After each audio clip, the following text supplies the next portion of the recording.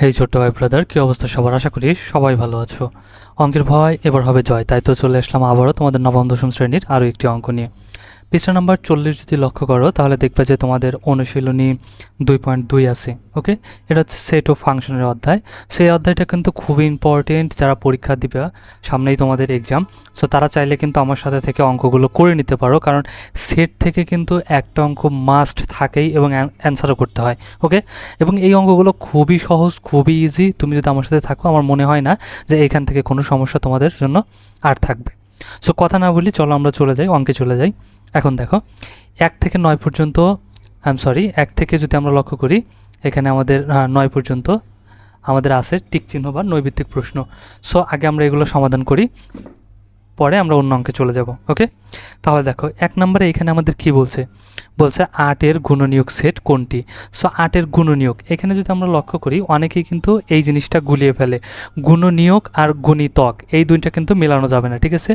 গুণনীয়ক অর্থাৎ ওই সংখ্যাকে কোন কোন সংখ্যা দ্বারা ভাগ করলে নিঃশ্বাসে বিভাজ্য হয়। এখন নিঃশ্বাসে বিভাজ্য কি সেটা তো আমরা জানি, তাই না? অর্থাৎ কোনো সংখ্যাকে ভাগ করার পর যদি অবশিষ্ট না থাকে তাকে বলে নিঃশ্বাসে বিভাজ্য। যেমন যদি 4কে কত কত দ্বারা ভাগ করলে নিঃশ্বাসে বিভাজ্য হয়?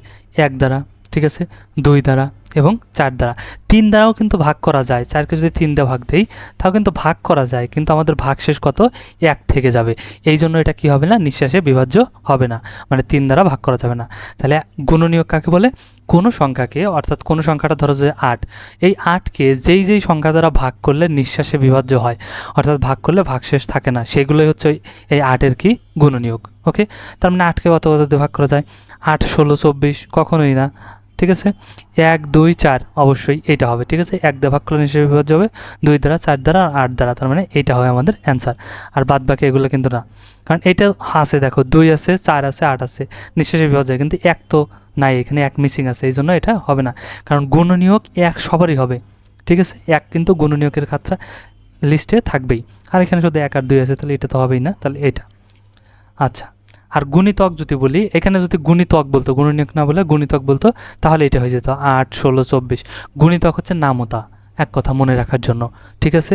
যেমন 2-এর গুণিতক যদি বলে, তাহলে 2, 4, 6, 8, যেমন নামতা 2 একে 2 দুগুণা 4, 3 দুগুণা 6, 4 দুগুণা 8, ঠিক আছে?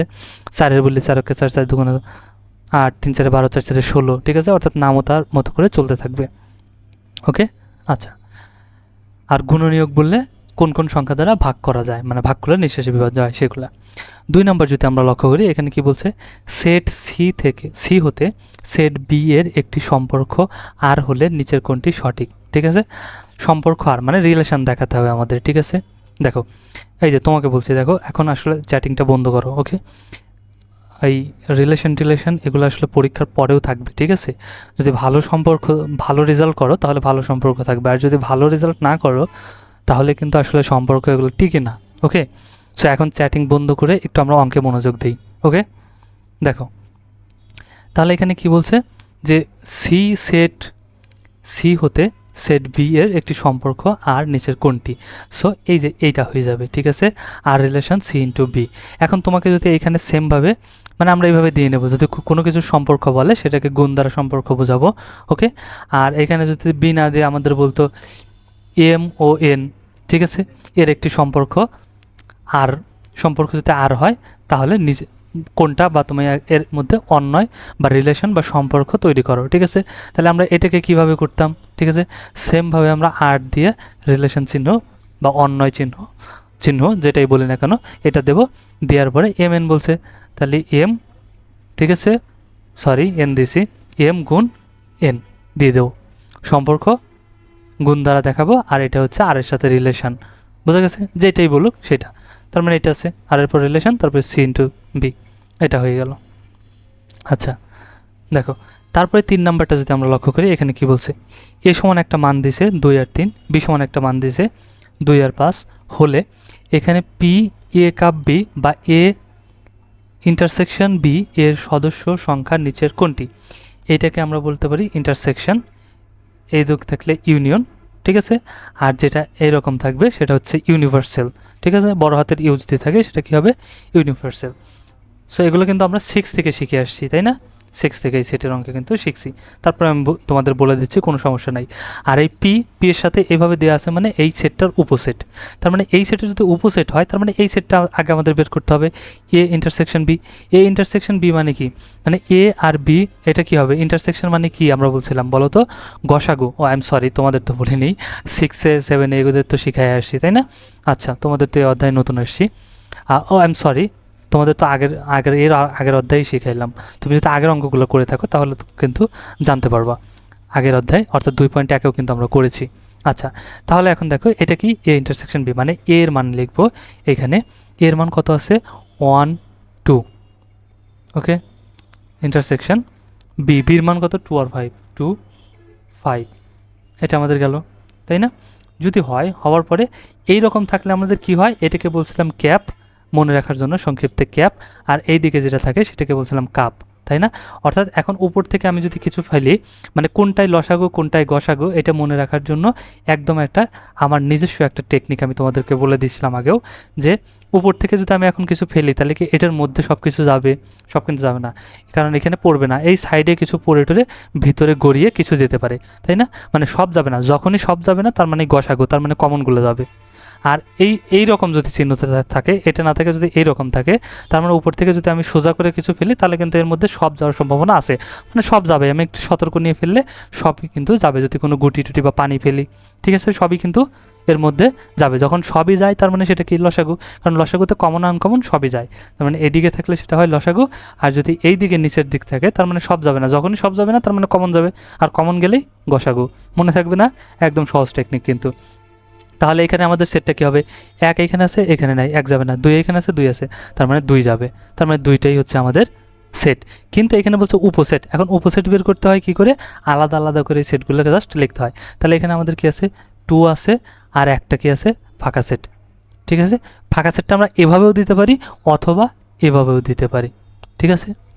এভাবে দিলে এভাবে, এভাবে দিলে এভাবে, তার মানে 2টা সেট হলো, একটা 2টা। তার মানে এখানে আমাদের কী বলছিল, এ সমান এত, বি সমান এত হলে এইটার উপসেট এর সদস্য সংখ্যা কয়টি, তাহলে সদস্য সংখ্যা কয়টা পেলাম, এখানে একটা, এখানে একটা, 2টা। আর বলতে পারে যে একটা, এটা না, এইটা অথবা এটা, যে কোনো একটা লিখবো, ঠিক আছে? আচ্ছা, তাহলে কয়টা হলো, 2টা। তাহলে এখানে কোথায় আছে, এই যে এখানে আছে 2টা, হয়ে গেল।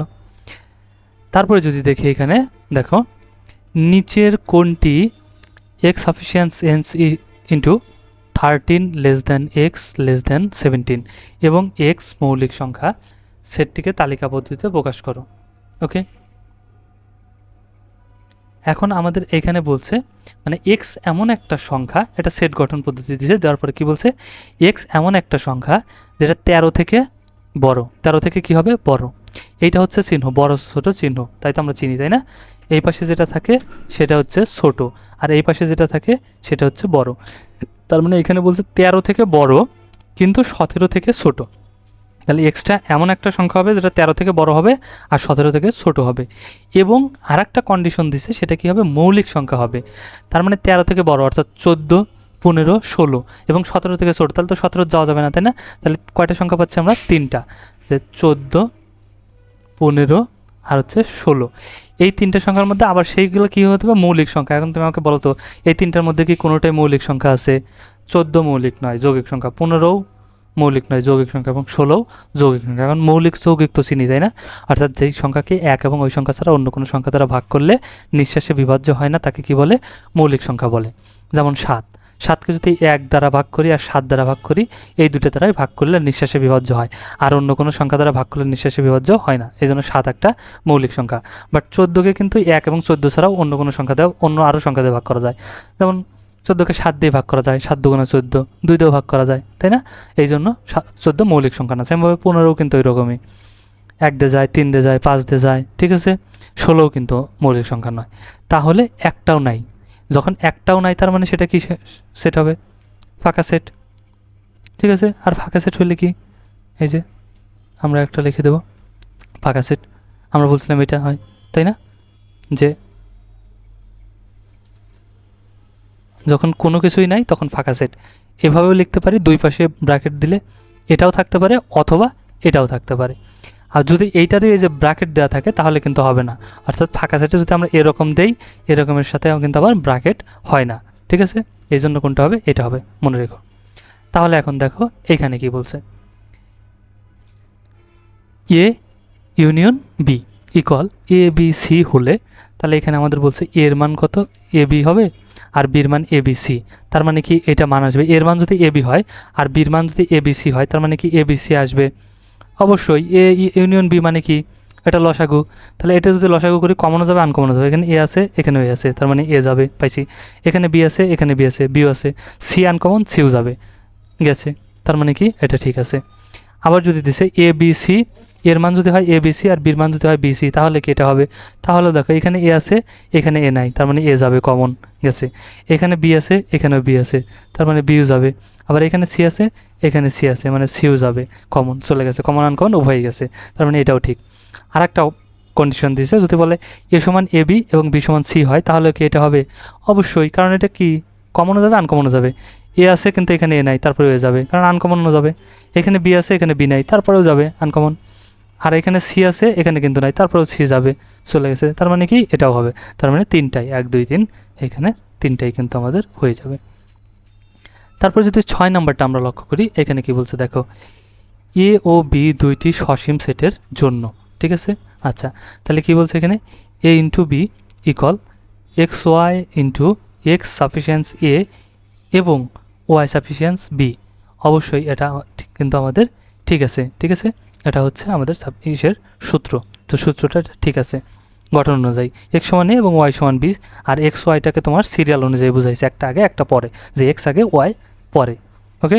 আচ্ছা তার মানে এটা যাবে, এইটাকে আমাদের কি বলছে, N into A number A, আবার নাম্বার বি সমান যদি বি হয় তাহলে নাম্বার এ আর বিকে আমরা গুণ করলে কী হয়ে যাবে, এ বি হয়ে যাবে, একদম ইজি কথা। আমি তোমাকে যদি বলি এ সমান যদি এই ছোটো হাতের এ হয় আর বি সমান যদি এ বি হয়, তাহলে এইটা আর এইটা সমান, যেহেতু এ পাশেও যা এ পাশেও তাই, দুই পাশে সমান চিহ্নিত আছে মানে সমান, তাহলে এই পাশের দুটো গুণ করলে যা হবে এই পাশের দুটো গুণ করলেও তাই হবে, তাই না, এই জন্য এই পাশের গুণ আর এই পাশের গুণ কী হয়ে যাবে, সমান হবে।